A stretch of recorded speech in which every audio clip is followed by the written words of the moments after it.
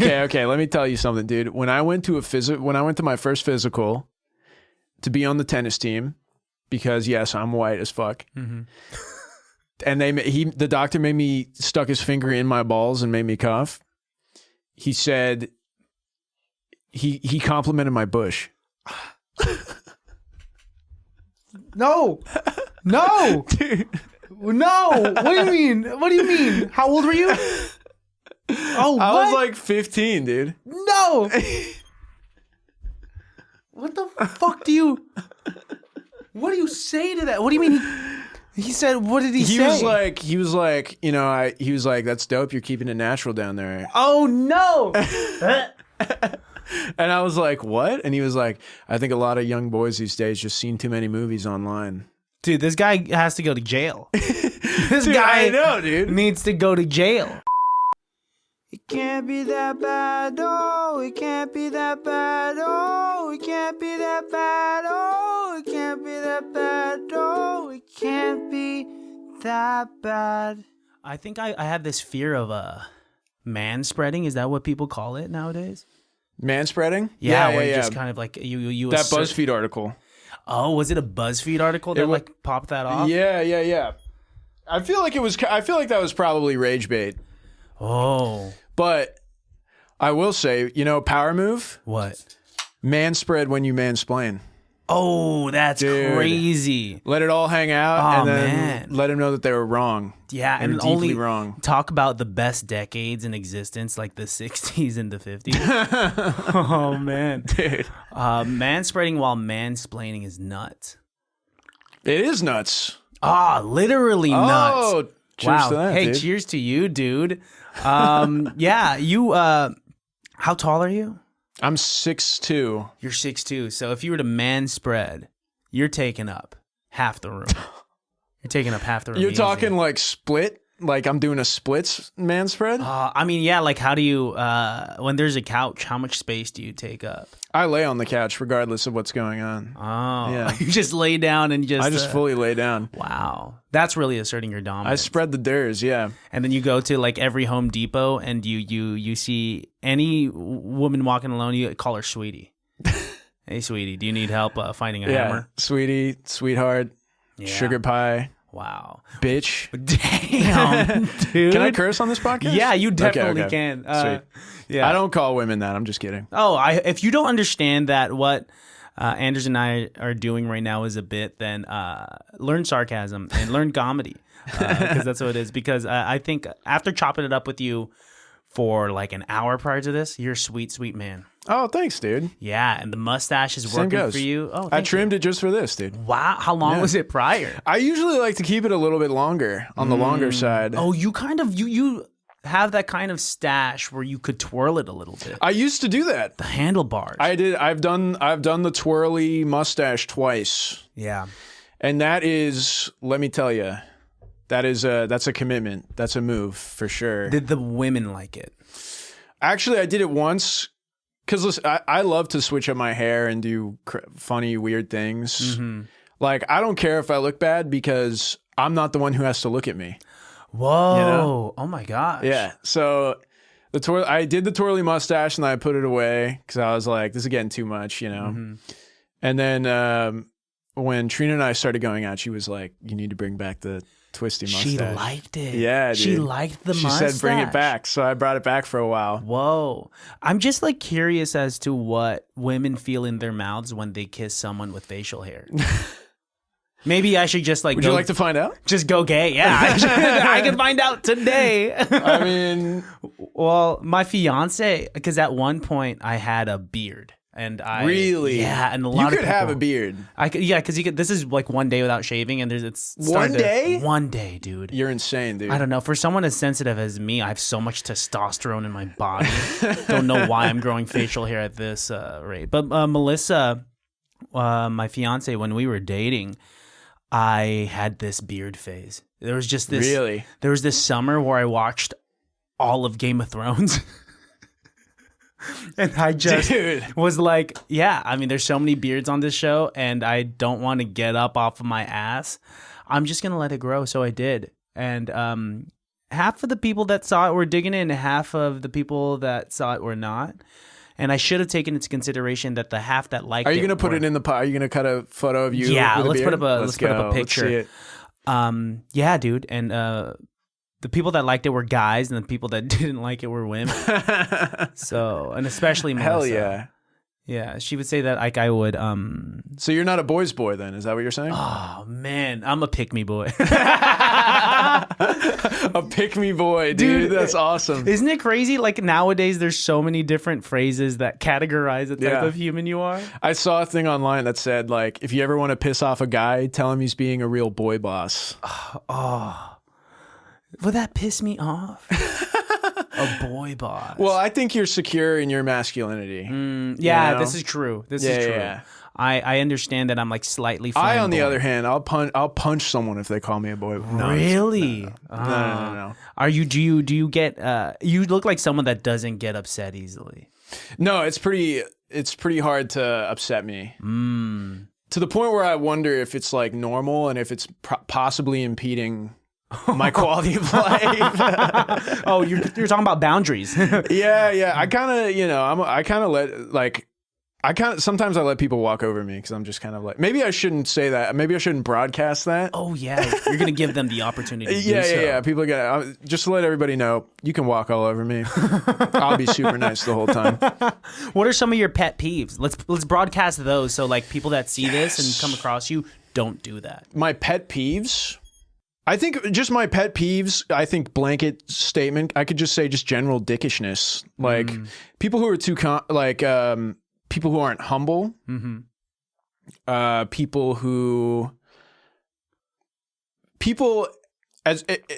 I meet someone and I can tell that they're mentally putting themselves above everyone else in the room, I fucking hate you. Yeah. Yeah. And I don't want to hang out with you. I don't want to know you. Anyone that is not humble, I mean, it's great to be confident. There's a difference. See, but maybe this isn't a pet peeve though.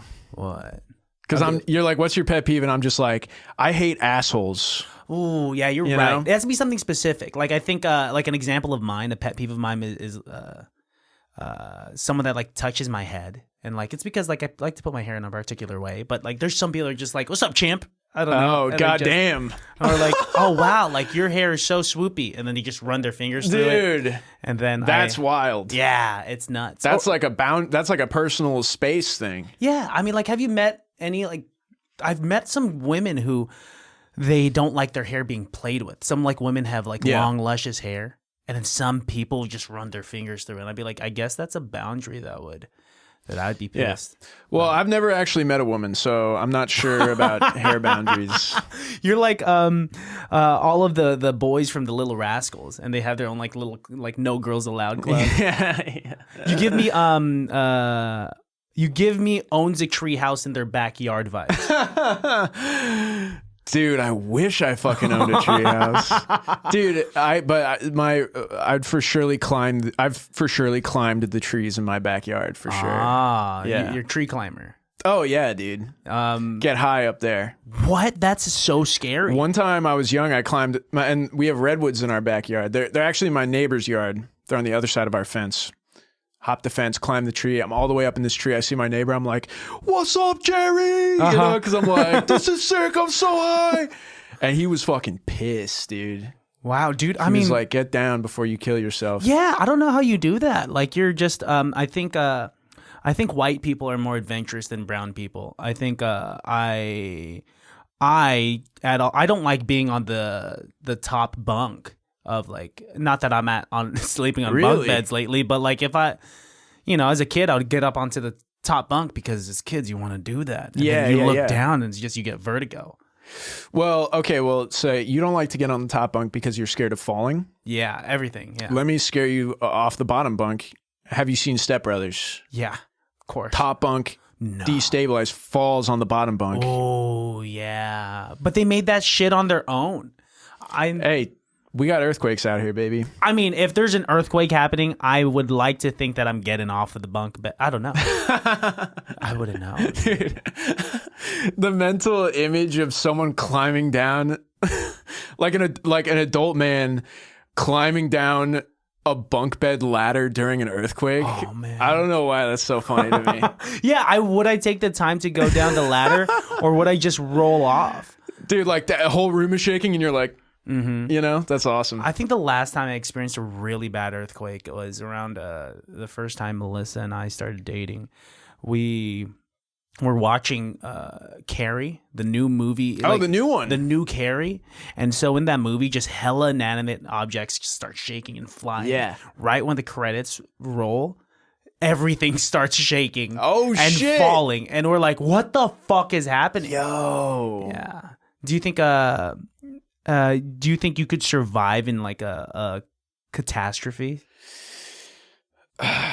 Well, I mean, as a catastrophe myself, Ooh. I think I'd be right at home. This is the confidence. This is the Nah, my goal here is to make Trina cringe with my podcast appearance. why is that your goal? You want to make your partner cringe? That's so funny. No, I'm just kidding. Most partners want to make their partners proud, but you're just like, whatever I could do to like make you shut off the episode sooner. Every day I wake up and I'm like, how can I give this girl the ick as fast as possible? Dude, that's another I'm thing. like chewing with my mouth open and Yeah, that's like another thing where you know, there's like a pick me girls, girl, and like the ick. I feel like these are terms that have came up in the last like 2 years. it's TikTok, dude.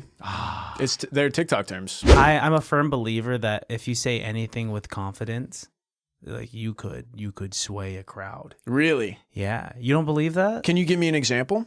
Did you know that like rats, they have 2 large intestines? It's actually insane. And if you were to unravel those large intestines, it'd be longer than 60 feet. Holy shit, dude. Fucking color me convinced, dude. Did I do that okay? That was incredible. Did Yeah. I do okay? I feel like I just got sucked into it. Like I was just entranced by your eyes. By my eyes. As an Asian brother, I never get compliments about my eyes, so I'll fucking take it, dude. You ever think about like doing stand up or like sketch comedy type of thing? Oh man. No, I don't. I stand-up comedy is hard, dude. Mm-hmm. That shit is fucking hard. I love stand-up comedy. And like I watch a lot of like the newer guys stuff, and you know, I listen to the podcasts and whatnot. And yeah, I really admire that ability. Mm-hmm. To be able to get up there and just entertain with like your thoughts and your ideas and your words. But I do not like, I don't think I'm like, you know, I don't have the hubris to do stand up. Like, I don't think I'm like that guy enough. Yeah, I mean, yeah, it doesn't call to me as much as music does. Yeah, I mean, you're right, because there's a hubris is something that you need in a lot of situations, but specifically a lot more in the stand-up realm. But is music is that easier for you because obviously like you're trained in that more so than in like a professional art realm, but is it because like you also have like a team with you too? Like you could do it by yourself, but does it help that like you're sharing the stage with like Yeti, that you're sharing the stage with like Max and all those people? Yeah. I mean, when it comes to live performing or performing live with a band, like right now, like getting up on the stage with like my, some of my best friends, like it's awesome. Yeah. Even if it's just in some taqueria in a strip mall. Dude, you guys had that gig maybe like 2-3 months ago or something like that? Yeah. That was a lot of fun, dude. It's like those gigs that kind of bring you together, those random gigs. Because I've definitely, like, I used to be a part of like a 5-piece a cappella group, and we got booked for this coffee shop. Let's go, dude. And a cappella's... Where were you in the a cappella group? I was the tenor. So, my man. I sit in the middle. I got like a higher male voice. And a cappella is not loud. So when you get booked to do a cappella in a coffee shop where there's blenders and babies crying, it's tough. There's no PA, there's no sound system, or not the one that we went to. It was all man. purely a cappella. I've done and no one's paying attention. No, man, it was tough. I've done those gigs before. And it brings you closer together, right? It does, yeah. To go drive hella far to some random like taqueria. Like, Oh yeah, dude. Oh yeah, those are my favorite gigs. Those are absolutely my favorite ones. you prefer that over over like big concerts? You're like, it's gonna be between this venue, this crowd surfing venue, and this subway in fucking Reno. Well, there's a freeing aspect to playing in, playing the buttfuck gigs where you're just kind of like, we're here to just fucking have a good time. And, it becomes more about having a good time with your bandmates than it does about like pleasing a crowd or a venue, because there's stakes and there's like, you have to make a good impression or whatever. And like, I'm saying all this, but we're a small band. We're the only shows we play are the buttfuck. Dude, shout out to Propane, by the way, dude. You guys are killer. Thanks, man. You guys are so killing. So. I appreciate that. This is like the best, hands down, the best band experience I've ever had.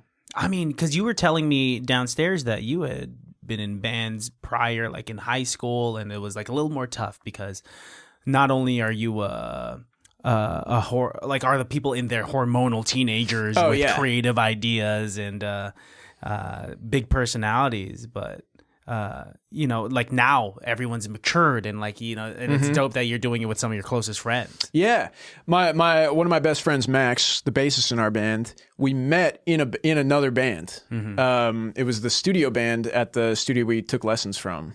So Max and I have played together for years. And so I'm super happy he's our bassist. Kieran, obviously, been working with him since high school. And Connor and Zach are sort of like new friends to me.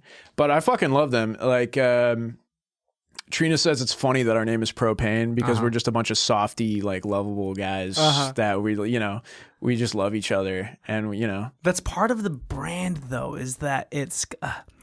Your guys' profile picture and the posters for shows is kind of this hardcore, like you're gonna fucking mosh when you go to this show, and then you meet you guys and you guys are so chill. You guys are just nice dudes with feelings and not manspreading or splaining type of thing. Yeah, dude. Yeah, it's been really cool, man. It's been really fun, and we're recording our first album right now. Dude, that's fucking awesome. Yeah. And I'm very happy. We're writing the second one. Excuse me. Also, so I'm very excited to write more intentionally for the band. Everything we have right now is sort of piecemealed together. Old songs that we kind of refurbished, short ideas that we turned into long songs. And when we write the second set list, my goal is to make it way more intentional, laser it into a sound and like really make it a cohesive, project. So I'm very excited to get going on that.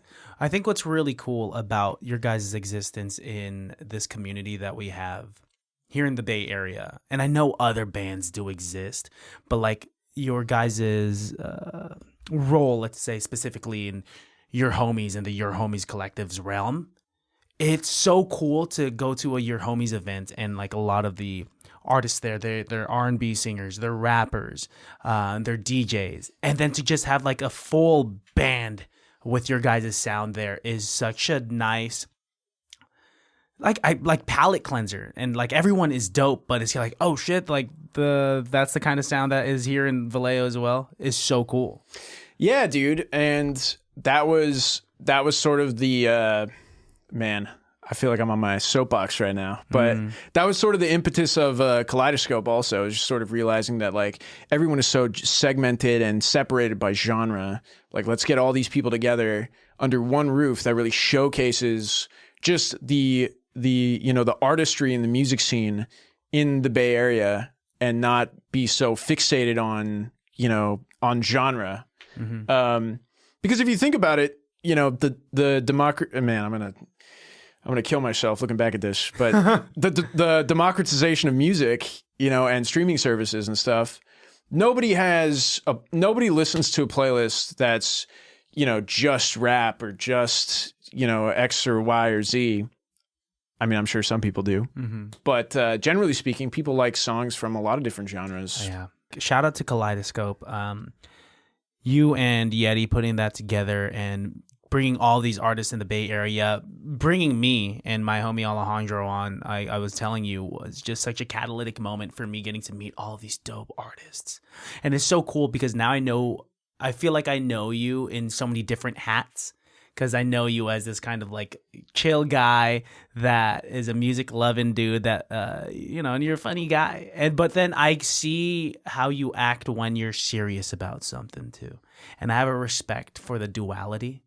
Because during Kaleidoscope, you were all over the place, talking to everyone, but making sure that the show was fucking going. Thanks, man. And I'm excited to see the next one, man. That was the first time I moshed. Hell yeah. I never did it. That's an honor, dude. It was so scary. I'm so happy for that. I mean, yeah, I'm happy that I got it off I don't think it's my thing. I'm going to say that as an asthmatic who has the tendency to roll his ankles constantly. I think I might just like opt out of the next one. That's fair. I mean, an asthmatic with rolled ankles, that's like, that's not what you want to be in a mosh pit for sure. No, not at all. Aside from maybe somebody in a wheelchair. Ooh, no, I feel like, no, yeah, you're... Well, I guess maybe you can't feel your legs, so maybe it's not too bad. I guess so, but then you could still just get beat the fuck up your upper body. And That's true. That's true. You would survive in a mosh pit because you got like you have a good metabolism, so there's like a lot of joints popping out. Yeah, dude. Do you know the artist? Are you familiar with the artist Yeek? No, I'm not. Yeek is an incredible indie artist who does sort of like R&B, kind of like new wave R&B. Indie rock, R&B type stuff. Mm-hmm. He's rad. Check him out. But he's rad. And I've listened to him for years. Mm-hmm. And one time I saw him in the city, and it was just the entire crowd was just all Asian people. Mm. And I was in the back, but I was easily like a foot taller than everyone there. Oh, that makes sense. It was awesome, dude. Dude, the mosh, dude, I was like I looked like one of the fucking car salesmen, like just flailing all of your limbs. Yeah, dude, yeah. Oh yeah, you're like an easy guy to spot at a seafood city. You'd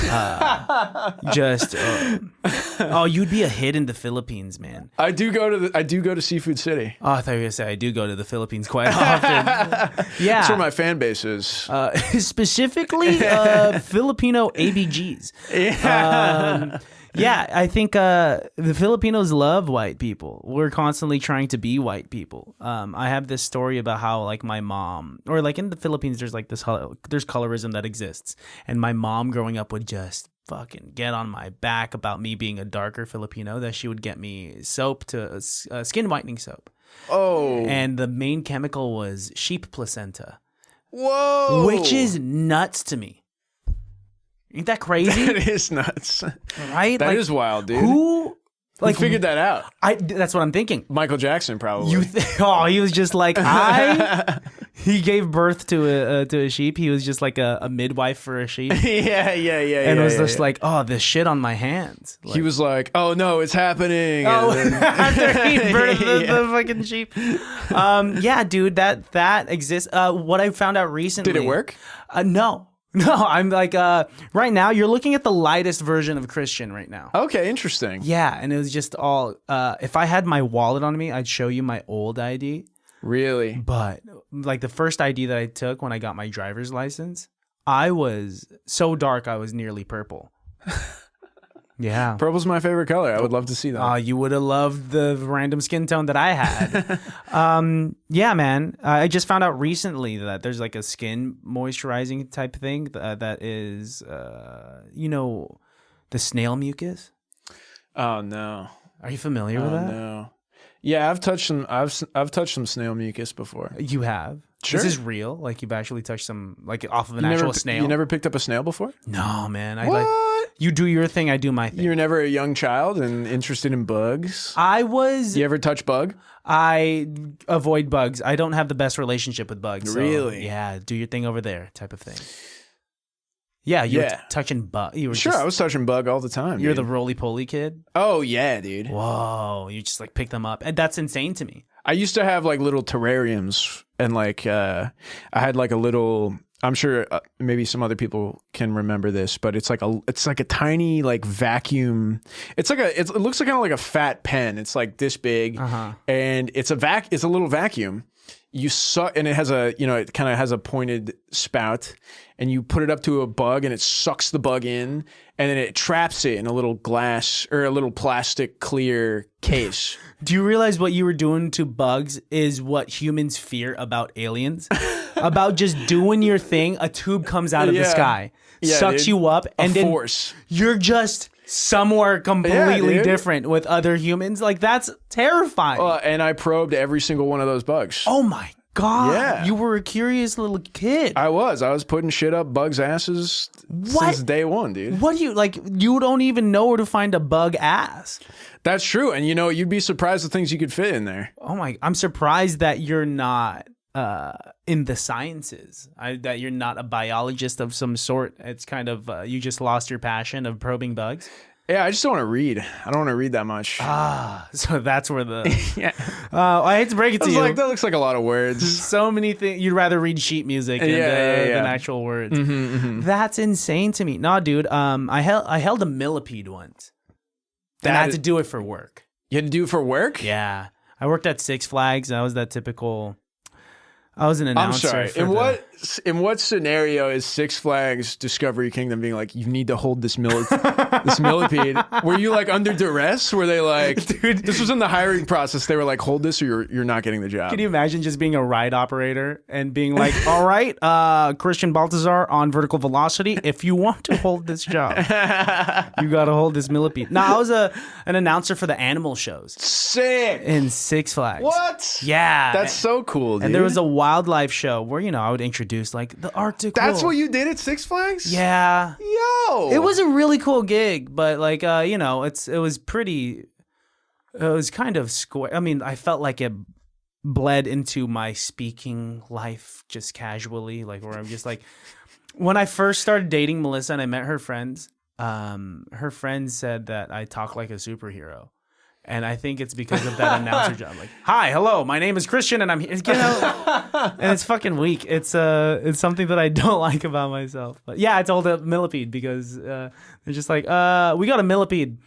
You got to hold it. And I'm like, what the fuck, I'm dude? sure that was a big ass millipede too. It was, and they named her on the spot. They gave her a pronoun. We don't know if she was a female or male, but they're like, this is Millie the millipede. Just hold her. And I'm like, okay. And these millipedes have symbiotic mites on it. So these mites are like all over my hand as well. And it was fine, but that's as far as I'd go. You should have eaten it in front of those children. Oh, man. And just make brown people look worse. They'd be like, Christian, this is a society. Like, you don't have to be doing this. Nice, dude. Well, I mean, what else did you do as a kid? If you were a roly-poly kid, what other kind of fucking chaos did you get into? I was very much like go out and explore the world type of kid. Mm-hmm. I have my parents are boomers, so they're a little bit on the older side, and they were like latchkey kids, which is like an old person way of saying that you had parents that didn't care about you. Whoa. Well, not really, but it'd be like it'd be like imagine if you were 8 and your mom was like, "Go fuck, go do whatever," kicked you out of the house, and like it was like, "Be back by sunset." Oh, dude, it was like Leave It to Beaver, but now. Exactly. Wow. Okay. Leave it to boomers. Leave it to boomers. And yeah, so that was kind of my parents' upbringing. So they were like kind of okay with me just kind of going out and like just like exploring the coastline of Benicia. So I did a lot of that. Just kind of exploring around. Found some cool shit. Benicia, if you're gonna be a kid and dick around in nature, Benicia's a great spot to do it. Oh, it's safe, man. It's safe. There are islands. You can go to islands. I know there's one island like at the marina, but what are you talking about? Okay, so there's the 2 islands at the end of First Street, Okay. where with the dock at the Yeah. end. You know what I'm talking about? Like mainstream Benicia. And then there's one island that is land attached at 9th Street Beach. Oh, yeah. Yeah. I'm familiar with that. That shit was fucking rad when I was a young boy. Okay, so it was land attached, so you're able to like walk there. You could walk there at low tide. Wow, that's nuts. High tide, you can't walk there. It's Nah, surrounded. Yeah, I thought you were telling me that you were swimming to these islands. You by the way, have an alfalfa. I don't know if you want that for the aesthetic. Oh, what? Your hair's. We got a little. We got. It's Okay, super okay. cute though. There you go. It's down. Thanks, man. You got it. I'm not gonna just let you unless that's the look you're going for. That could be your brand. My hair just always kind of looks like shit, honestly. You got that hair. It doesn't look like shit, but you have that hair where you could just run your fingers through it, and it's gonna be fine. Well, it'll be fine or it'll be worse. But that's kind of the nice part. It's like you could just go infinite times, and then eventually it will land somewhere. It's kind of like I don't know. You have leading man hair. Leading man hair. Leading man hair. Yeah. This feels like a white coded term you're using. No, oh, I mean that's you projecting. Are you saying that all leading men are white? Have you seen? Oh fuck! Have you seen Crazy Rich Asians, no, I dude? did it, dude. Fuck. Go support the Asian community and watch Crazy Rich Asians. I'm sorry. Go outside right now. I've seen Crazy buy Rich an egg Asians. roll, okay? Fucking go to Panda Express and support my people. They're not my people, but yeah. I'm gonna order some lumpia stat after this, dude. Dude, name the first place. Name somewhere where you could order lumpia right now. In Oakland, on not on 12th Street, just off Broadway. There's a lumpia spot you could get from. I've never gotten lumpia from there. You pass by it. You're I've just seen like, it, dude. I'll buy this lumpia when I need to. Yeah. I'm doing my part. I make sure everyone can see me eating the lumpia, and then I give a fat fucking thumbs up, like, yes, dude, I am with you. If I wanted to support white people, what kind of food do you give your stamp of approval for me to eat? So I mentioned my parents are boomers, right? Yeah. So that means my mom's dad grew up in the Great Depression. Okay. Damn, dude. I'm one generation removed from the Great Depression. A sandwich that he loved from the Great Depression. And I've never eaten this because I have some self-respect, okay? It's a mayonnaise sandwich. Oh, that's so white. Oh, man. A Great Depression sandwich. Dude. It's just bread, mayo, bread. Yeah, bread, mayo, bread, dude. Get the fuck out of town. Get the fuck out of town, dude. What? Yeah, man. Oh my gosh. Gotta love it, dude. Dude, bread, mayo, bread, if there was an Asian equivalent of that, would be like, I don't know, a bowl of soy sauce, man. Just, wow. That's insane to me. Yeah, no. And you've eaten this? Eat that shit. No. No. Oh, man, dude, I thought your mom would send you off to lunch. Or... She did. Okay, closest thing to it was just chicken and mayo and bread. Okay, at least there's a protein in there. I'm not gonna lie, that shit hit pretty hard. Ah, dude. And yeah, I mean, I guess I am white, but fucking that shit slapped when I was in elementary school. What dude. are some of the white stereotypes as a white male that you are like, yeah, you got that on the head?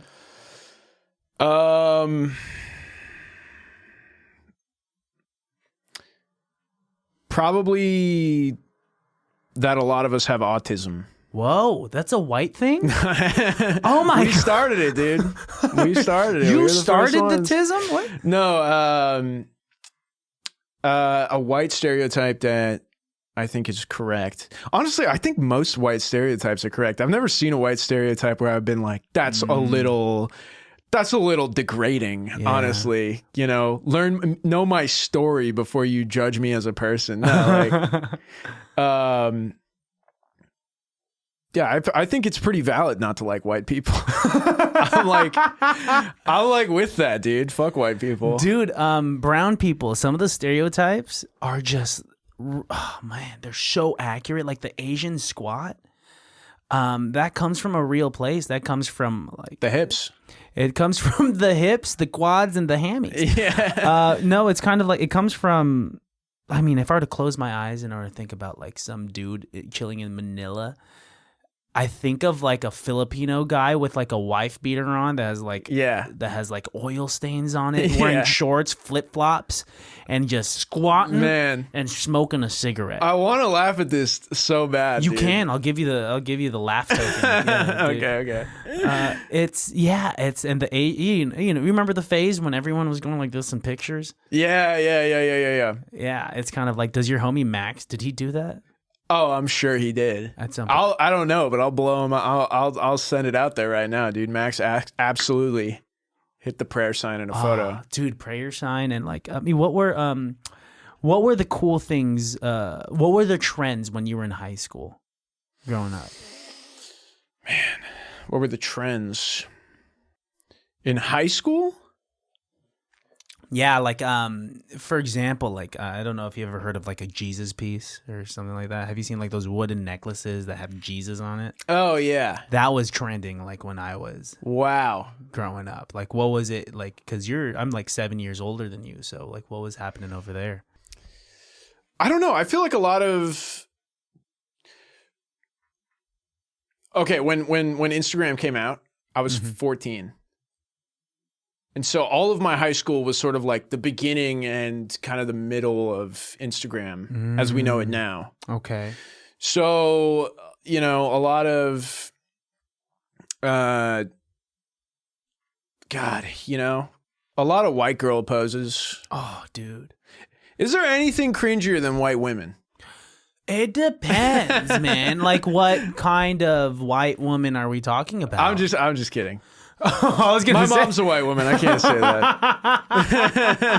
I think there was that phase where girls would pose in a duck line. Face. Oh, duck face. That was big during.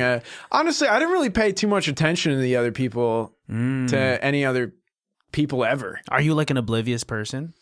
I'm a narcissistic solipsist. Wow. Yeah. Wow. It's interesting that you say that, because when we were talking about mustaches, you were like, I don't care because I don't look at me. Exactly. But isn't that kind of, there's like a conflict there? Precisely because I still have a mustache. Yeah. Yeah. I mean, and you're getting positive reinforcement from your partner about the stash, dude. Wow. Yeah. Oh, wait. I mean, is there truth in you saying that you're narcissistic? I mean, you want the deep cut, probably. Wow. Probably. I don't think I'm a narcissist. No. I think that, we're all complicated beings. Yeah. Yeah, we are. I think there are moments where we have to put ourselves in front of other people for us to propel.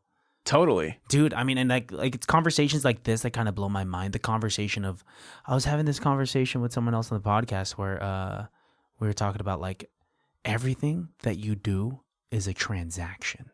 And I hate thinking about that. Doing a good deed for a person is actually just a selfless deed, but what is there selfish intent because you want the gratification of someone being like, thanks for doing that. Yeah, dude. A lot of human existence is the serpent eating its own tail. Yeah. It's like thinking about thought and, spinning off into abstractions and, the ethereal plane of thought that is like not really beneficial to anyone. Or maybe that's just, I don't know. That's certainly a lot of my experience. Is just getting lost in thinking about thought, you said? Yeah, totally. I like just thinking about what is any of this? When you were young, did you think about your existence? Did you think about like why am I me? Oh man. Yeah, I'm gonna tell this story right now. But do you not want to tell the story? You don't have to. No, I'll tell the story. I'm just like worried about coming across as like a smug, like, I'm not better than anybody else here. But my mom loves to tell this story about one time when I was 6 and we were driving and I was like really being quiet. And she was like, "What are you thinking about?" And I was like, "I'm just looking out the window. I'm thinking like, do I even exist right now?" Wow. And so like I've been, I've thought a lot about excuse me, I've thought a lot about, it's just weird. Like all of this is fucking weird. Mm-hmm. How is this even a thing right now? Why were you hesitant to say that thing that we've all, in some shape or another, have felt? That's like... I know, I suppose. I just feel like it's... I don't know. It's a little... I don't know. I don't want to be like, well, my mom said that I've been smart since I was a child. Dude, I have this story about how my mom keeps saying that I started singing at 2 years old. And I'm like, fuck you. No, I didn't. And she's just like, you did. You're singing Unchained Melody. And I'm like, no, I really? That's crazy. No, it's fine, dude. I've definitely like thought about, I've told this story before, but I used to just lay in the bed of my parents' bedroom when they were out at work and I was a kid before I started school, and I was just alone. And I would like lay in the bed, look at the ceiling, and then just try to hear the quietest sound possible and think about like, why is this happening? Why am I able to control this body, look through these eyes as a kid? Yeah. Right? And it's just dude. like, and it blows my mind. Hell yeah, dude. Like literally, like I get when they say like youth is wasted on the young, even though like the experience of the present moment is something that everyone can tap into at any moment. Being a young child and experiencing conscious reality for the first time, or in its younger kind of phase, what a fucking awesome experience, dude. Oh yeah, what a fucking mind-bending fucking, and then your dick gets hard and hair happens, and you're thinking you skipped a few chapters there. That's crazy. From realization of consciousness to puberty. Yeah. You're like, existence is crazy, dude. And then like you're like, but what if I focus on pussy? Dude, so crazy. When I was a kid, I thought I had an STD before I knew what STDs were. Oh, God. And this is the point about having a podcast, is that sometimes you put stories out there and it's kind of like you're here. And you wouldn't really say this on a public platform otherwise. But I thought I had an STD because no one taught me moisturization. And so I just had like dry balls as a kid, and they were just itchy, and I just had itchy balls was what it was. And I remember running downstairs to my parents, they're watching TV, and I pull down my pants and I'm showing them my red ball. And I'm like, what's wrong with me? Yo. I have an STD. And they're like, no, you don't. Like, it's they're kind of like trying to hold in a laugh. They're just like... They're like, you don't get pussy like that, son. It's just dry. Oh, man. Yeah. Just like my parents never cared if I had a girl over. Did your parents care? Like, were your parents kind of like door open, door closed in the bedroom type of guy? Dude, I'm sorry. I'm going to piss my pants right now. Oh, go right ahead. Dude, yeah, of course. Sorry, I don't mean to pause. You're fine. We'll continue when you come back. You did it. Yeah. You made it. God. How long were you holding that in for? Not that long. Oh, okay. Not that long. Dude, I've had guests come. A little too long, I will say. Okay. But I was looking for the right moment to pause. I don't want to cut you off mid thought. I appreciate that. That's so considerate of you. I mean, it would have brought more views if you just pissed your pants. I should have, I thought about that. Yeah, why are you so selfish? When's the last time you shit your pants? Shit my pants? Yeah. Probably my sophomore year of high school. I sneezed at I wasn't in high school. I was watching a movie with some friends at my house, and I was like, achoo. And were you holding it in? No, dude, it was just it's just out of nowhere. Oh, dude, it was a cameo. Yeah, it was just, a guest appearance out of nowhere. That's awesome. And that happened, and I said nothing. And I was just like, I'm gonna go use the restroom. And then I just changed. Dude. Was it at your house? My house, yeah. Oh my God, beautiful, dude.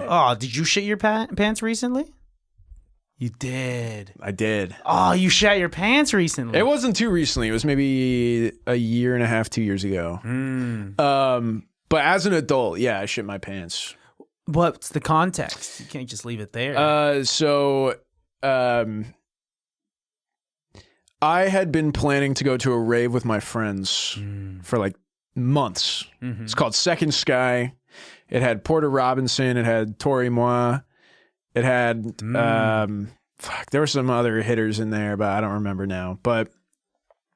And then of course, the Thursday before the Saturday of the festival, I start to get sick. No.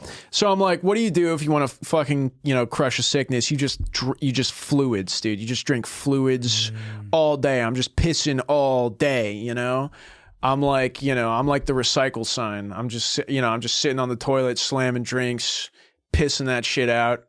And then day of the show, haven't really eaten that much solid food. And we were standing outside of my buddy's frat house waiting for him to be ready to go to the rave. That's the worst sentence I've ever said.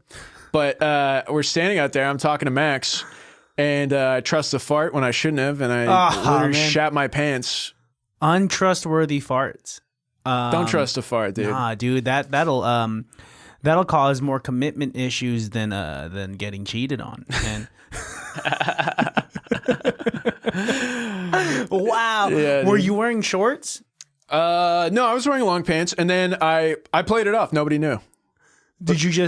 You went to the bathroom, cleaned up? Did the whole festival with the shit in my... No, I'm just kidding. Dude, that'd be... Actually, I'd have more respect for you if you did that. So my apartment at the time was close to the frat house. Mm-hmm. So I went to the frat house bathroom, threw the drawers away, and then went to my friend and I was like, dude, I freaking forgot my ticket at my apartment. Can you drive me back there? And so blasted back, body shower, quick change, hop back in the car, and I'm like, dude, I shit my pants. Wow. I told him, I played afterwards. it off, but he was too funny. I can't keep that in, dude. Oh, that's not... I mean, literally, you could not keep that in. Yeah. You just kind of let it out. I did let uncontrollably, dude. Wow, that uncontrollably is insane, dude. Yeah. I remember I did. I pooped myself in the first grade, and I blamed it on the stinky kid. Yeah, that was so messed up, man. And I feel like karma's hit me. Karma hit me. There was a French kid in your class. What? No, a stinky kid? Yeah. Dude, to blame it on the foreign exchange student from France would be fucked up. It's the cheese in his pocket. It would be so mean.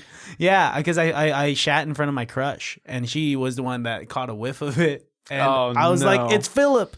And everyone was just like, Philip farted. And then I went to the restroom and cleaned up. Hell yeah, dude. Yeah, dude. Kids were so mean. That's why. Kids are fucking mean. You fuck up a little bit as a kid? Oh, dude. I was teaching one of my students maybe last week. I'm talking to them, and I'm like, blah, blah, blah. And she's kindergarten. She chimes in. She goes, you smell bad. Oh. And I go, I smell bad? And she was like, no, I'm just kidding. I was like, okay, you say I smell bad. And she was like, you smell bad on the inside. Dude, what? I can't. You just gotta laugh, dude. You're like, that is diabolical. Oh man. You're like, I hope you're a CEO someday, because fuck, that's killer. Dude, kids, kids play politics and mind games without even. Are you dying right now? No. I'm just taking this ear cuff off. Oh my god, I was wondering what was going on. It hurts under the headphones. Sorry, continue. Okay. Kids could just. They could get in. They're playing political mind games without even knowing it, man. Dude, there's something way too genuine about getting roasted by a kindergartner that like you can't ignore. They have no filter. No filter. All. Just like my grandma who had 2 strokes. Like, oh, what was she saying to you? Oh, racist stuff. Dude. What? To you? Was she? Not to me. Not about me. Oh, I thought she was just calling you like a cracker. Dude, okay. Like so, dude, okay. Here's the thing. Like, you do not. I'm sorry to derail. But my mom's dad and my dad's mom and my dad's dad, favorite grandparents, hands down. They rocked. They slammed. They died when I was like between 12 and 15, but they were the best. Here's the thing people don't understand about grandparents. You do not have to take them seriously at all. No. The best relationship you can have with your grandparents is laughing at them, but convincing them that you're laughing with them. That is the best. That is absolutely the best relationship you can have with them, because your grandparents are going to say unhinged, crazy shit sometimes, and you can take it to heart, or you can, you can tickle their armpit and be like, "You're hilarious," What were some of the things that your grandparents were saying? I mean, like without saying the slurs. Is this just me or? Well, my grandma was for sure racist. I mean, like old Filipinos can get racist. Glad to hear it. Yeah, so it's definitely just but we also have language barrier. It was just me. I was worried it was just whites. Dude. I was just wondering what, like, I'm sure a white grandma might be a little more racist than a brown grandma. So I mean, for sure. What do you remember? Like the context? Yeah. Okay, so I mean, this is my dad's mom, and dude, love her to death, dude. Just hilarious. This woman from Jersey. This is my grandma. She's going. She comes over for dinner and she says to my mom. It's everything's always an issue. She's going, Pam, what are we cooking tonight for dinner? Like just crazy, obnoxious caricature of an old lady from Jersey. And she was, she was pretty racist. But she has no power to actually, she has no structural power to actually put anybody down. Yeah. At least at that point. She had no political power. I'm trying to balance this out, because I'm saying I love this woman, but she was super racist, and it's just like... I think you're good. I understand. But anyway, so one day she goes into surgery, comes out of surgery, she's still loopy from the drugs. My parents are like, talk to Pat on the phone. We all called her Patty. And... So I get on the phone. I'm like, hey, Pat, how's it going? She's like, Anders, you got to get me out of here. Right? She's at the Kaiser in Vallejo. I go, I got to get you out of there. What's going on, Grandma? She's like, I've been kidnapped by Filipinos. That's so funny. She's like, they won't let me leave. Delirious from the drugs and a little bit racist. That's so funny, dude. As a Filipino, not even offended. That's another one like of those brown stereotypes where, yeah, you kind of got it. Or it's just like, it's just gonna like, close your eyes, think of a nurse. Is she Filipino? You see what I did there? Is she Filipino? Yeah, usually it's like a female Filipino nurse. A lot of the times. Yeah. I mean, Kaiser Vallejo, dude. Yeah, especially, absolutely, dude. I mean, like the only difference between a Kaiser Vallejo and a seafood city is the smell of fish, basically. And I would argue that's not even a big difference, depending on which ward you're in. Dude, yeah, I'm sure if you're just cleaning up some peck, it's gonna smell like the fish department as well. Yeah, it's my grandma. What was she saying? I think if I had friends of different... Peck is a Filipino food, right? I mean, depending on what you want. I mean, it's a food to me. You know what I'm saying? Yeah, it means vagina. Okay, sweet. I didn't know if you knew or if it was a... I did know. Okay. What do you call it? Yeah, my grandma, she was like when she got older and kind of delirious. Yeah. Well, she would be a little more paranoid if I had friends of different ethnicities over.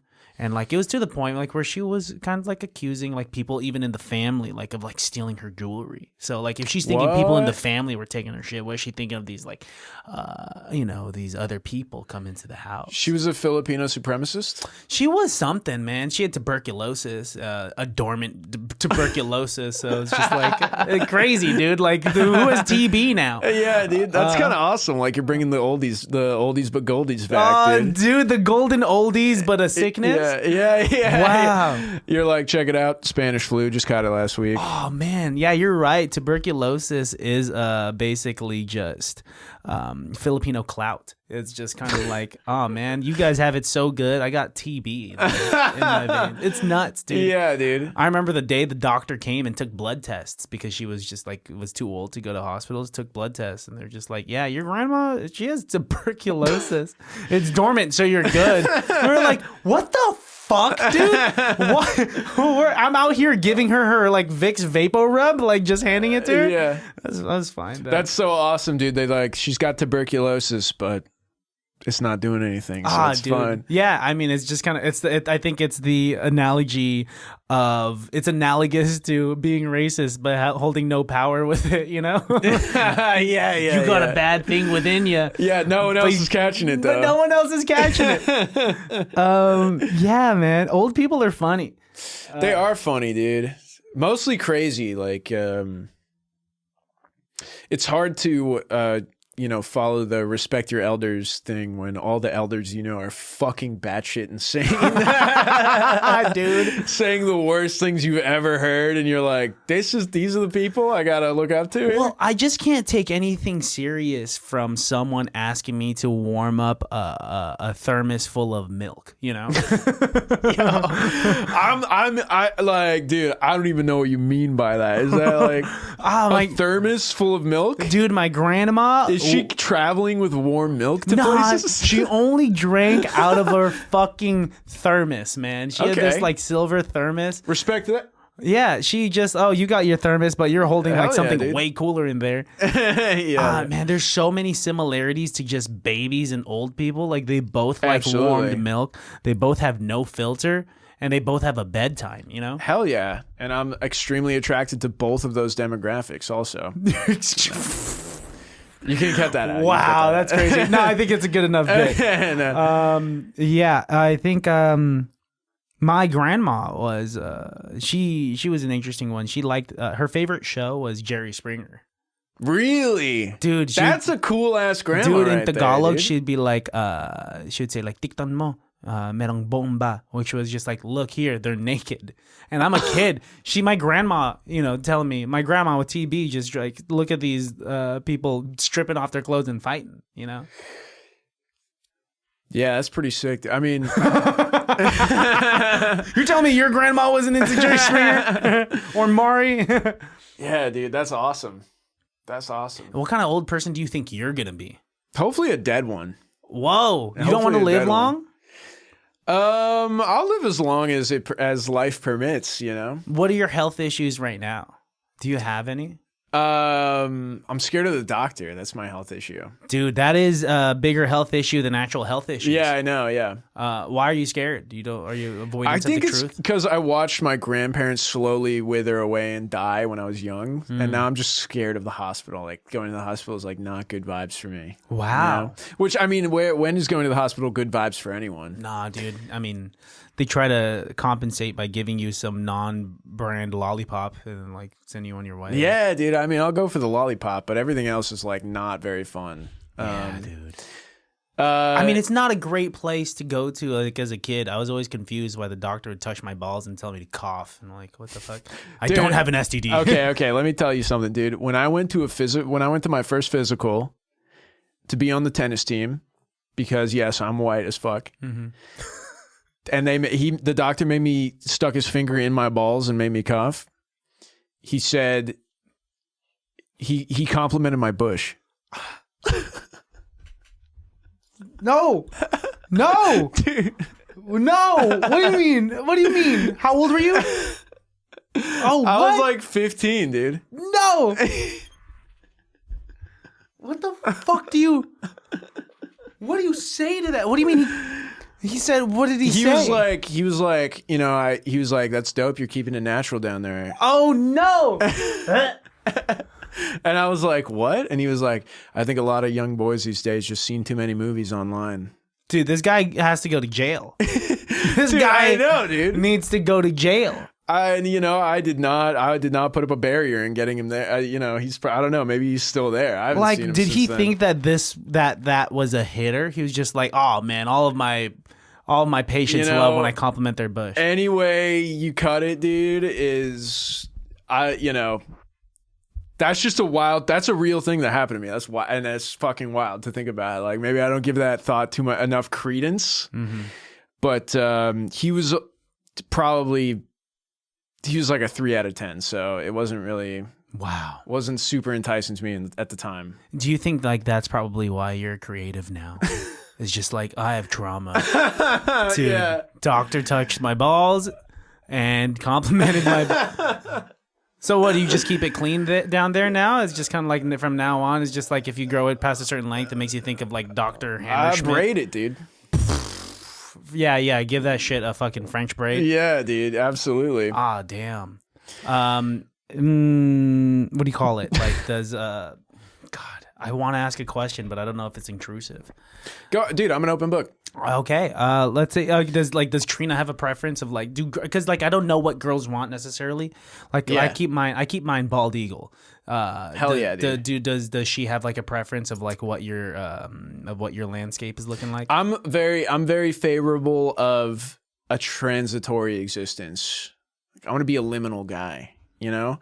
And people sometimes have the impression that I'm trying to grow a beard. And I'm not trying to grow a beard. I just want to experience the different phases of, you know, I want to see how long the beard can get before I'm like, this needs to go. So it's kind of the same thing down there. Oh, so you're I chop it and then I let it get way too crazy and then I chop it again. So it's like it's just longer cycles. And that's kind of how I rock and roll. Wow. Damn, that is actually rock and roll. Yeah. Because I mean, how do you know how long your bush could get if you don't let it get as long as it possibly can? Dude, when I was a kid, not a kid, but like when I wasn't getting anything and like, you know, no one was seeing it except for me and I didn't know how to groom and there was no point to do so because I was the only one seeing it. Yeah. I think there was a time where I was like, I know that it's too long when I'm making my shit look like Wolverine's hair, you know? If I can pull it into two different... dude. Yeah, dude. And you get that like natural kind of hair gel going down there. Oh, man. It's beautiful, dude. You know, that's subjective. I mean, some people might think that, but... God, it looks so much better when I just give that thing a fade. A fade, dude? Yeah, I got a mullet going on. Wait, what is it? Party in the back? Yeah, business in the front, party in the back, dude. Oh, shit, dude. Yeah, I mean, they say that, like, that the hair is there to prevent the transfer of STDs, so it's actually good to have it. Unless you have crabs. In a way, oh, yeah. So in a way, I'm kind of an anti-hero. I guess so. Yeah, you're Venom. I'm like, I'm the Venom of pubes. Well, they say it's because it prevents the direct skin to skin contact around like the docking station. The docking station. Yeah, dude. I don't know, man. Were you good with women growing up? Was this like where you obviously you got Trina and like and there you told me the whole story about that, how there was like a miscommunication about how you thought that she had a crush on you, so you just rode that fucking and then she did have a crush on me, so it worked out. Yeah, but yeah, was that kind of like, are you typically the first guy to, or the person to make the first move? Yes, I mean I've only dated 3 people, so yes, in all of those I was the one to sort of initiate. Yeah, dude, I think women are awesome. Yeah. Like, on a platonic level, you know, more, you know, just as much as on a romantic level. Like, women are, you know, consistently are they've been more consistent. It's been more consistent in the women that I've known and grown up with that I can be real and genuine. Yeah. And, you know, you can talk about, you know, shit that's hard to talk about with women. And you know, I think culturally, you know, our society has kind of, you know, created that space for women in a way that it hasn't created it for men. And, So yeah, I fucking love women. I think it's Also, their pussies are sweet as fuck, dude. do you have this is comedy your defense mechanism? May I ask? My defense mechanism?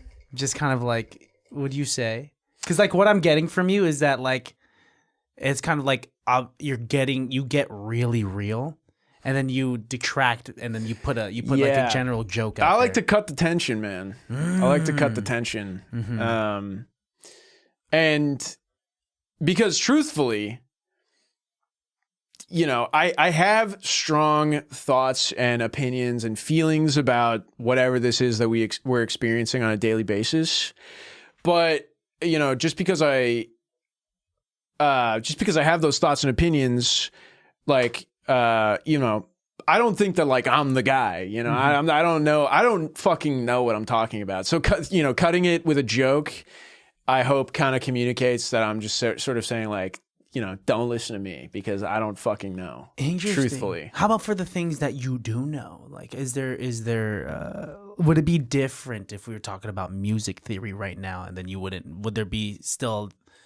there still be that kind of closing statement of like, but yeah, like a fucking, I love the treble clef. Yeah. The treble clef would be the pussy of music theory. I guess so. Definitely not the bass clef. That's the penis. That's the deep. It's it's the bass clef. Yeah. Can I ask you a question? Sure. And this is a long-going debate amongst me and my cohort and other scholars of said topics. Mm-hmm. Is bussy boy pussy or butt pussy? Butt pussy. You're a butt pussy guy. I'm not a butt. I mean, in terms of what that word sparks. If we're playing word I'm association, boy pussy all the way, dude. Boy pussy. I'm team boy pussy. Pussy. You want to know what my justification as to why I think it's dude. Butt pussy? Hit me. Is because this phrase has entered my vernacular. This particular phrase has entered my vernacular at a young age. Badussy. Butt, dick, pussy. And if we're talking about bussy, and the trifecta, you're getting rid. Yes, the Holy Trinity. If you're getting rid of the duh, then it's just bussy. Then it's butt pussy. Oh, so you're hitting me with an etymology argument right now. Yeah, it's just how I mean, I wouldn't say it's an argument. I believe it's just I'm not saying you're taking that a strong pussy. stance right now. I'm taking I taking a stance on it. I would say you're standing on bussy right now. I mean, I'm fine with what. If you want to go around and preach the word of boy, I think saying bussy is too close to bussin', which is what people say about food. And there's just so this much food is bussy right now, dude. Just like, I think you mean bussin'. Yeah, this food is busting right now. Do you remember the days when people would call elbows weenuses? Well, you're saying that like it was an opinion, but that's the medical term. No, it's not. It sure is. No, it's not. Why do you think they call it that? That's what it's called. Because some hyped 7th grader was just on too many cookies and just like. Are you being serious? This isn't called a weenus? That's not a weenus. I think it's just an elbow. What? Also, don't come at me with medical terms when your doctor complimented your. We don't know what's real. Dude, no way this isn't a weenus. Dude, that's it's definitely. Are you Am I a boy's boy? Are you being fucking Are you being a boy's boy? I'm being like I think it's a silly word. I'm Googling this right now, dude. You can't. You're. We gotta call another boy's boy. You're ruining my childhood right now. We gotta call Yeti. Oh hell yeah! We're gonna absolutely. call Kieran right now. You think he's gonna agree with you? I think he's 100% gonna agree with me. Are we talking medical term? Because I know that the slang for elbow is weenus. Yeti's a boy's boy. Okay. Okay. Oh damn! He's just seen my eyeball. Hey, bud. Dang, he's coming at me with gun violence and filet. Yeah. Damn, boy. Gang violence. You're on the podcast right now, and we have a debate that we need you to settle. Question: are you a boy's boy?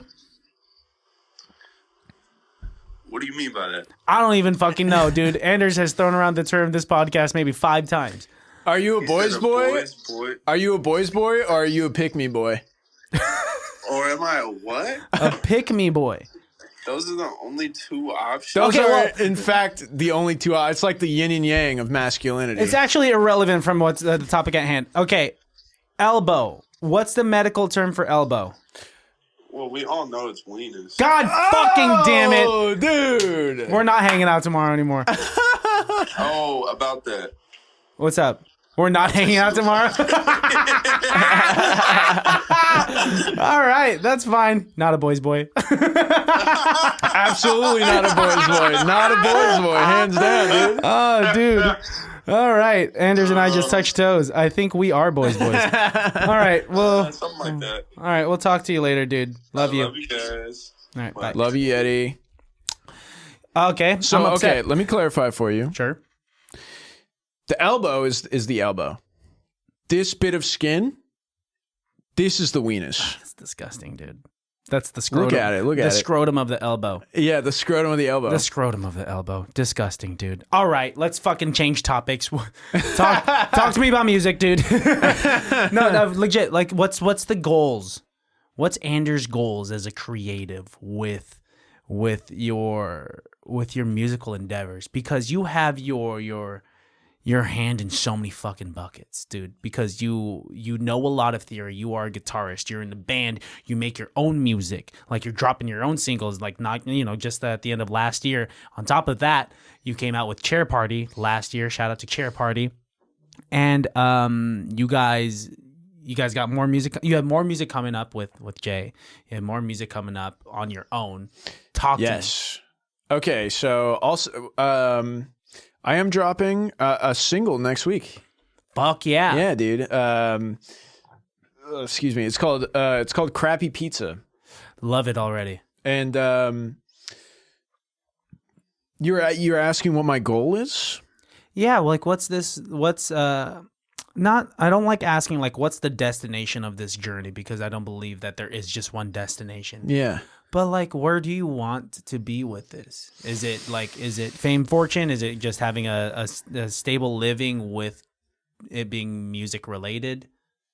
Yeah, absolutely. If I could afford rent and food and groceries, or I guess food and groceries. If I could afford rent, groceries, fun, Yeah. from creative work, dream come true. Wow. Dream come true. Yeah, man. I think that sometimes artists and musicians act like we're fucking saving the world. Mm-hmm. Like we are God's children, and no, dude. Like, pursuing art as a career is kind of in a way, it's kind of a selfish endeavor. I'm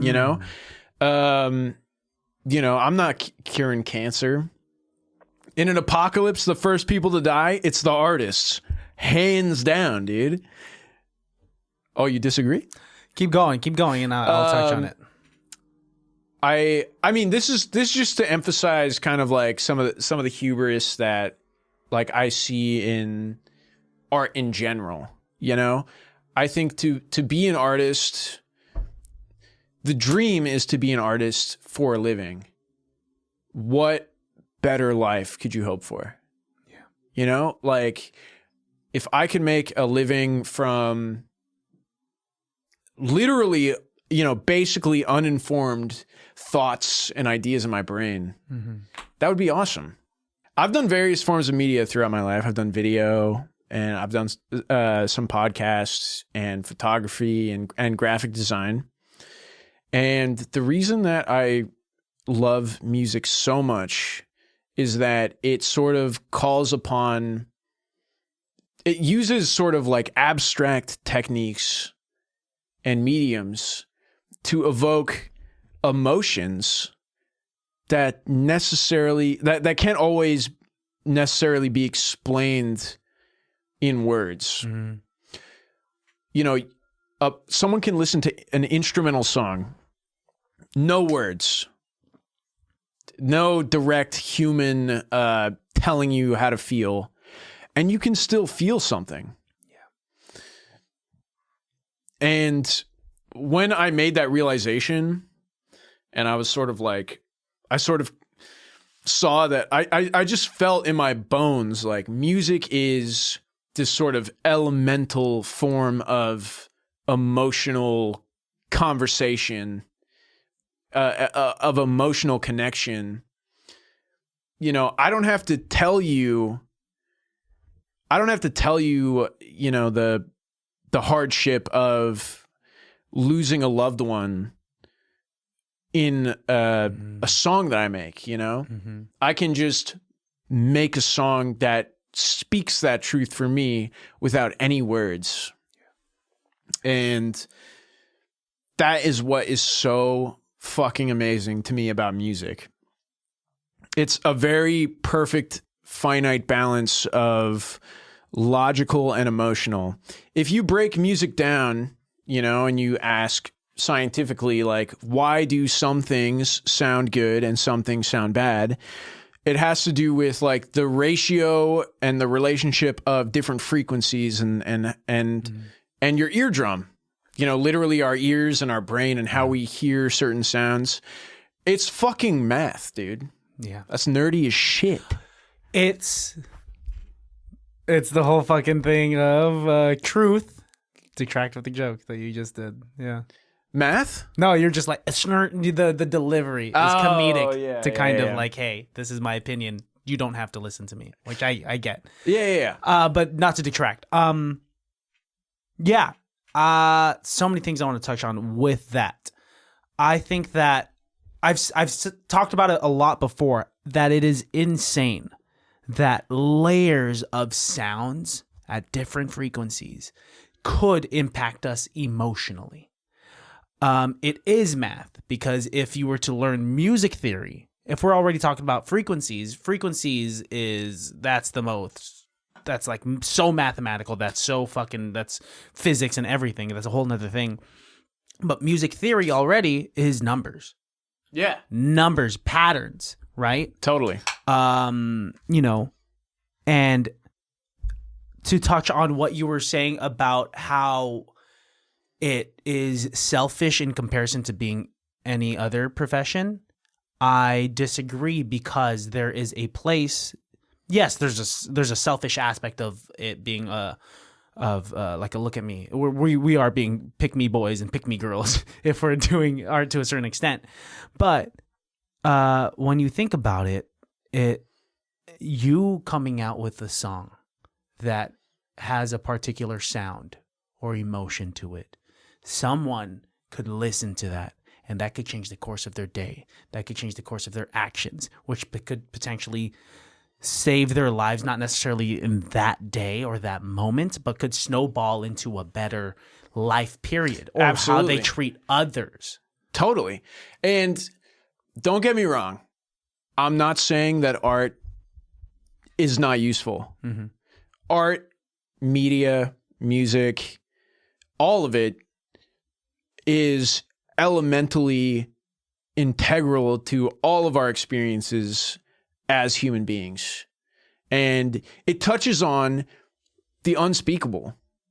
You know, it shows people that they are not alone in a elemental way that sometimes cannot be put into words. Mm-hmm. That is fucking amazing. And it's a very powerful thing. And, you know, it's something that's been commodified and packaged and, you know, shipped off and taped up and whatever. But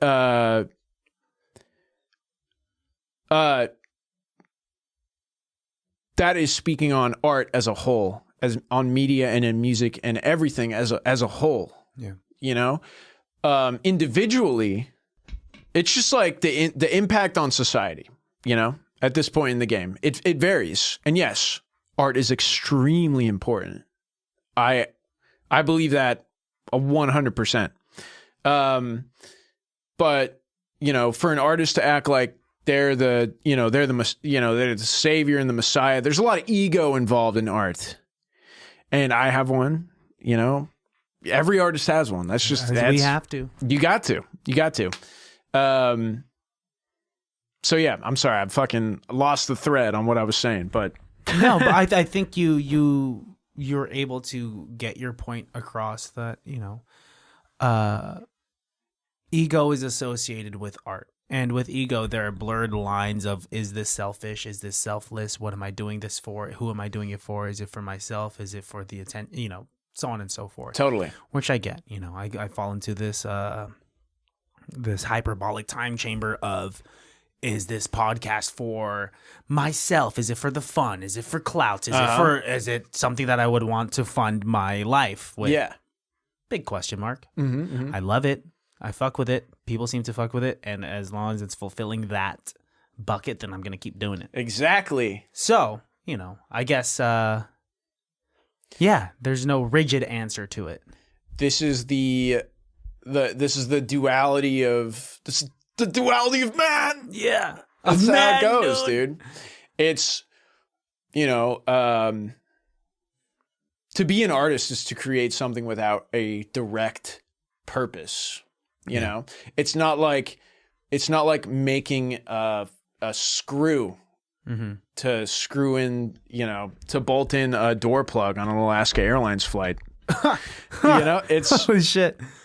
Which never happened, but because the door blew off. But it's like you're creating a thing, you're creating something out of nothing that has no immediately obvious intent or purpose. It's just something that is, and that is there.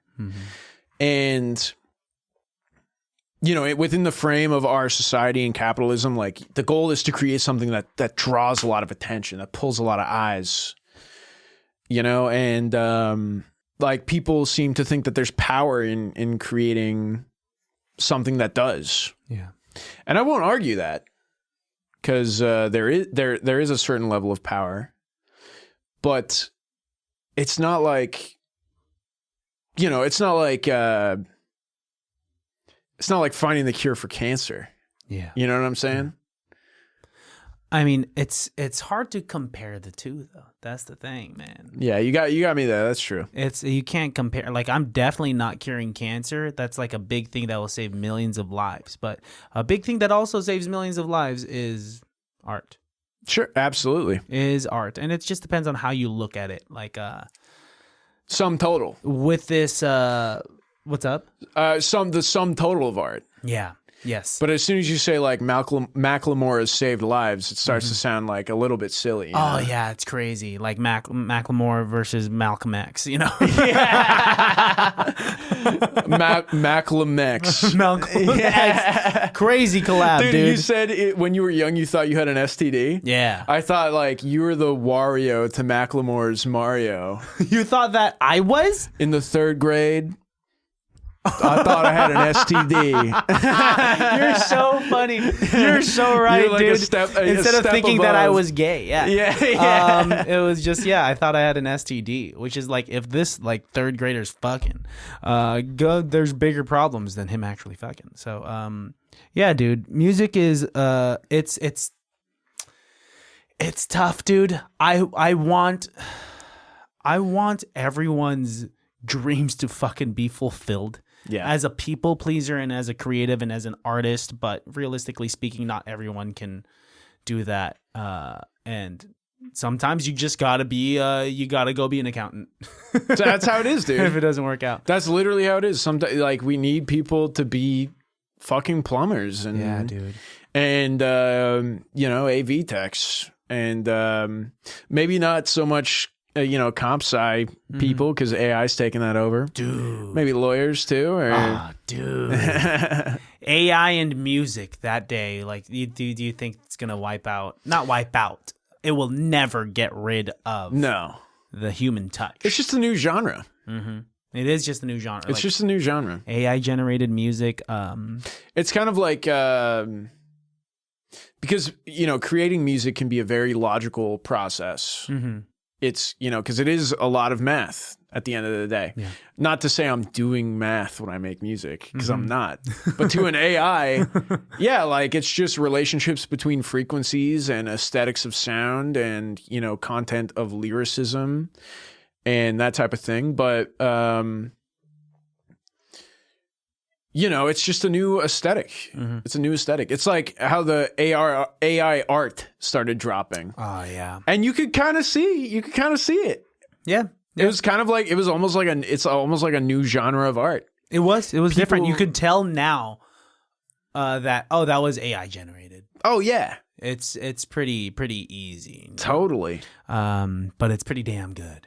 And that's the scary part. Some of it is, yeah, it's pretty good. It looks photographic, except everyone has fucked up hands. The hands part. They're going to get the fingers down, dude. They're going to get them one day. I mean, just like a 5th grader trying to like draw hands on a piece of paper, the AI will eventually get it. I still can't get it as a 30-year-old. This is like, dude, how dystopian is it getting, dude? It's crazy, dude. Yeah, man. I mean, the person The AI shit is blowing my... I'm like, dude. Fuck, man. Like I was...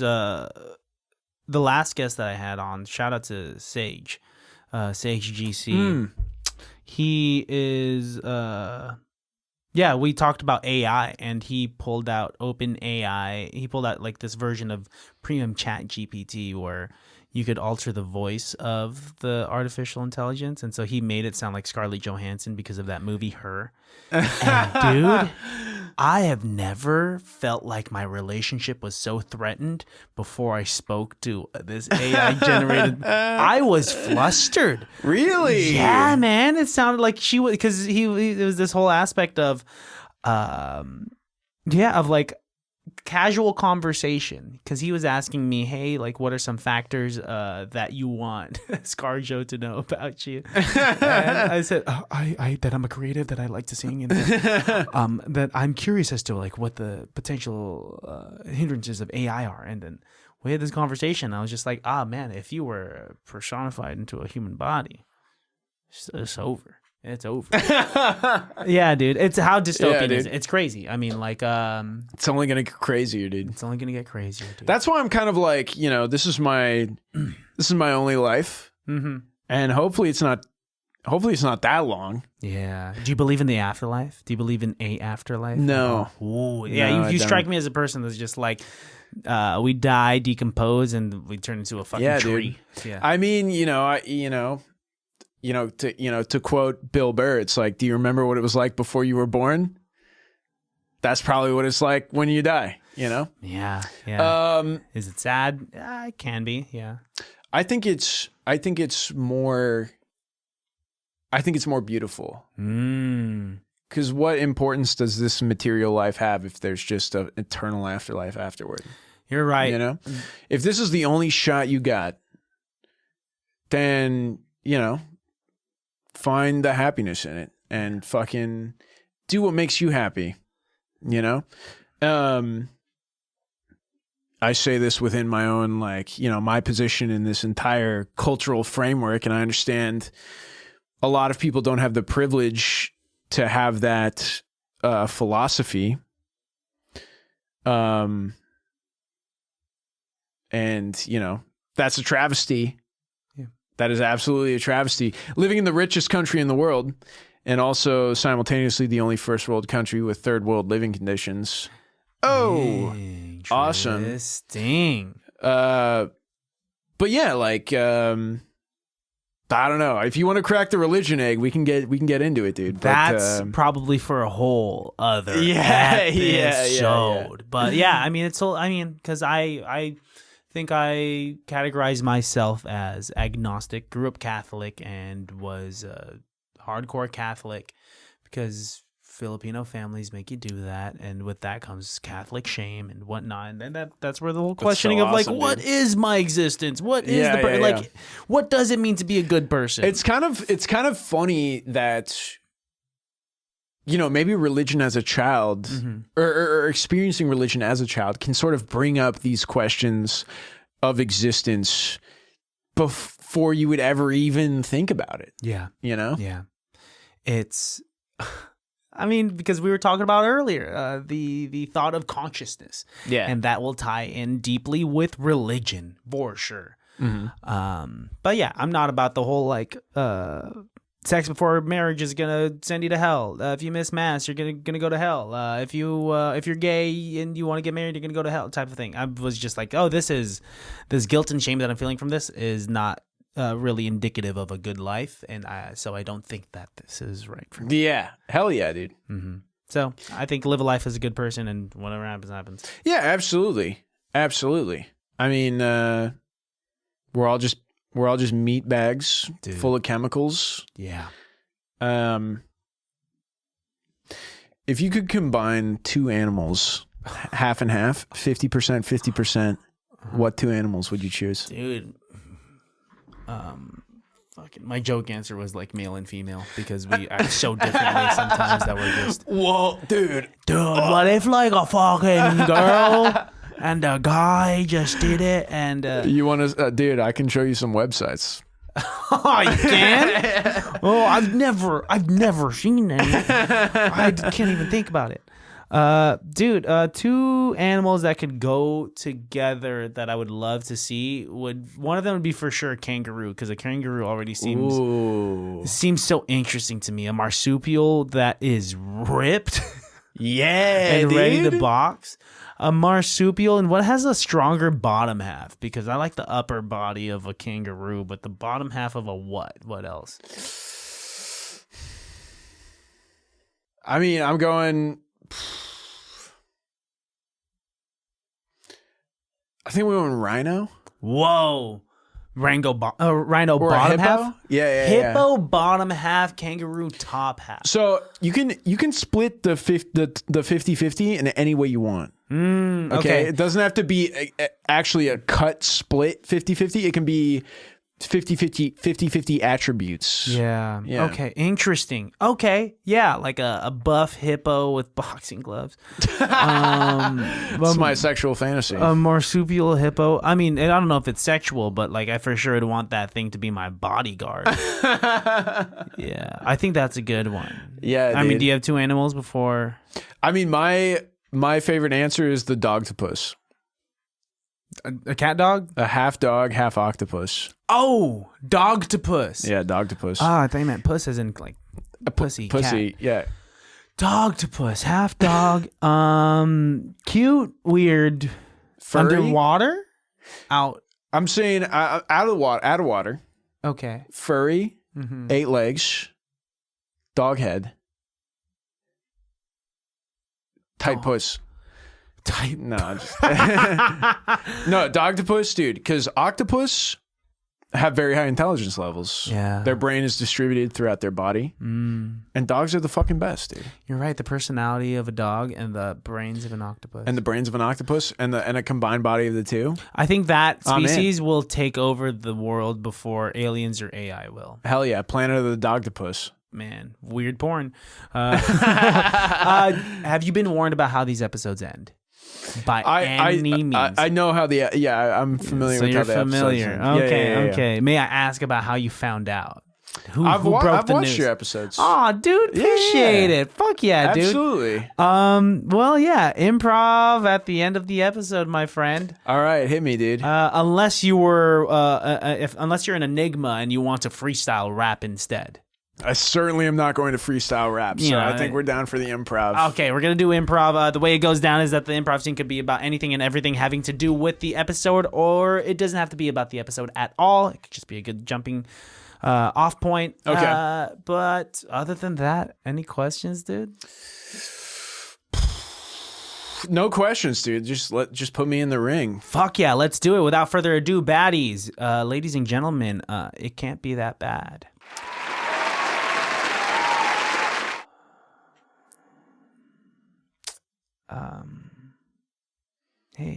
Hey, babe. Yeah. I kind of have a surprise for you.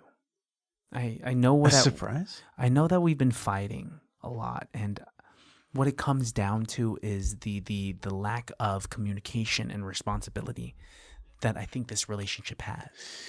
So you're finally ready to apologize. I'm so ready to apologize. You know, last week when I told you that ideas for inventing a toaster sink, was super weird because usually just buy a toaster and put it in the kitchen and you could just do those things separately. Well, that's what you said during the fight. That's what I said. That's what you said during the fight. I know. And then also your idea for combining bologna and a salad and making bologna salad where you kind of just infuse the greens into the exactly bologna. You sculpt the leaves out of bologna. I think that's going to be a national hit.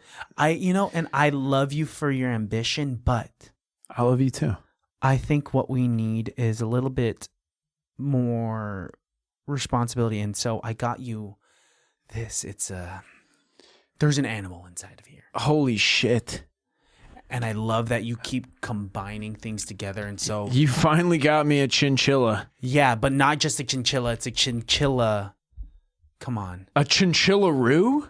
Yeah, a chinchilla-roo. So it's a marsupial chinchilla, and it does come with its own boxing gloves. Wow. A kangaroo This chinchilla. is fucking rich. It's rich as Honestly, sarcasm. only you would miss the mark this hard. What do you mean I missed them? You know my father was murdered by a boxer kangaroo.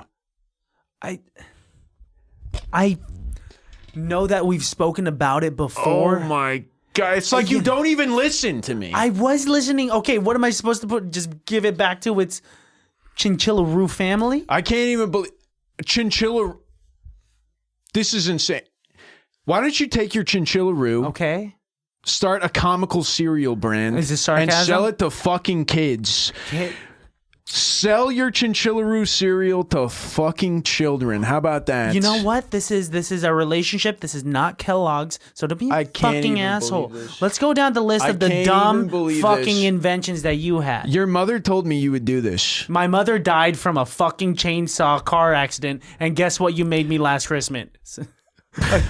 a car with 2 chainsaws revving out of the headlights. To You dick. respect the memory of your mother. The memory of her death, you could have gotten me. So this is what this is. This chinchilla-roo? Yeah. You're just here to remind me of my sorrows. I was not. I was trying to show you that something that was horrid can also be mixed with something else. You know what this is, you beautiful. fucking freak? You're just trying to organize a threesome right now. Hey, you shut the fuck up, you polygamous goon. How dare you talk to your wife this way? Ah, yeah. A goon? You're a goon. Just because I have a goon cave does not make me a goon. I know what you do in your goon cave, Sally. I know what you do in your goon cave. You're putting things together with duct tape, trying to think of the next hybrid. Like you're the CEO of a Toyota Prius, you little goon. A toaster sink is a genius idea, Malcolm, as I've told you many times. So you could wash your bread off, your hard bread. Imagine this, your bread is so hard you can't even crack it over the kitchen table. Are you dirty talking to me right now? You little fucking bitch. It's hard, but it's not toasted enough. Okay, all right. Moisturize it and toast it. You know what? That's a dumb fucking idea. You know what? No wonder your mom fucking died to a chainsaw car. She was trying to. She was in the 40th anniversary of the Twisted Metal competition. Okay, you cunt. End scene. All right. And that's improv, baby. Hell You yeah, fucking killed dude. that shit, man. You've done dude. improv before. Hey, I gotta say, we make a good couple. Wow. Gotta say, dude. You an improv? Long time ago. What's you act like it's something that actually killed your mother? It was the summer of 1947. No, my mom is alive and well. And man, dude, improv death by improv would be nuts, man. That would be dude. That would be an incredible way to go because the whole time everybody's watching you die, they're just like, how is he gonna? Where is he gonna take this scene? Oh, dude, yeah. How's it gonna end? My uncle passed away through improv via pantomime blender. You know, it would be so crazy. Like, Yeah, dude, that's awesome. dude, thank you for coming through. Thank you for just getting real bitty with me and like Of course. living in the bit with me, but also getting pretty truthful and deep.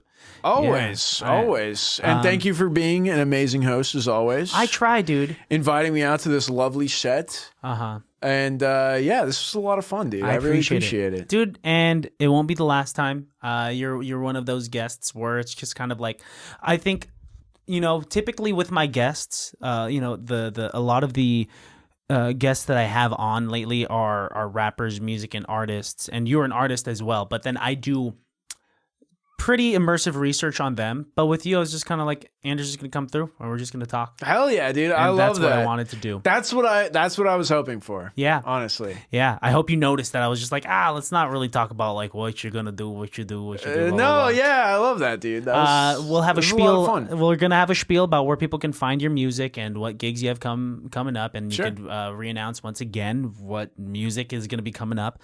But yeah, so without further ado, please look into the barrel of the camera and do exactly that. Where can they find you, and what can they look forward to? All right, my Instagram at the Cranberry Project. Follow me there. Click my link tree. You can check out my Spotify. I'm dropping a new single next week. Next week from the taping of this podcast. Not quite sure when this podcast will release, but my newest single on Spotify should be called "Crappy Pizza." This is a Sammy Vergi inspired track that I'm pretty proud of. Also, follow pro.pain_the band. This is our band. We're going to be dropping an album very soon.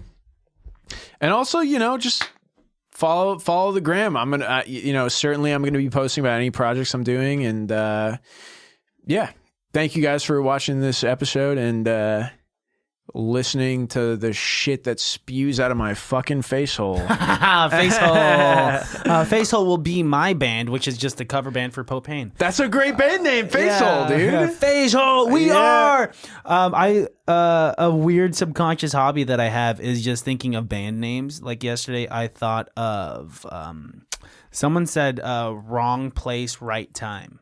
And I was thinking of different iterations of that. Just like, we are wrong place, right time. We are right place, wrong time. And I was thinking, like, are any of these hitters or one syllable words are funny as fuck, dude? Yeah, dude. We are dog. And it just like calling it that, man, would be funny. But yeah, baddies, you guys know where to find me. You guys know where to find the podcast because you're already here. One last thing, Buddy Roo, is if you could look into the single barrel camera right here, you could just leave the listeners, leave the baddies with a few words, a saying, a phrase, anything that they could go about their day with that reminds them that it can't be that bad. Absolutely. The one realization in my life that has changed my life is the realization that you are not your thoughts. You are the awareness of your thoughts. So don't feel bad about having weird thoughts and ideas because you are not your thoughts. You're the awareness of your thoughts. And yeah, shave your bush. I love ending phrases with jokes. Appreciate it. Of course. Thanks for coming through, bud. Absolutely, man. This is fun. All right. Till next time, baddies. Peace and love.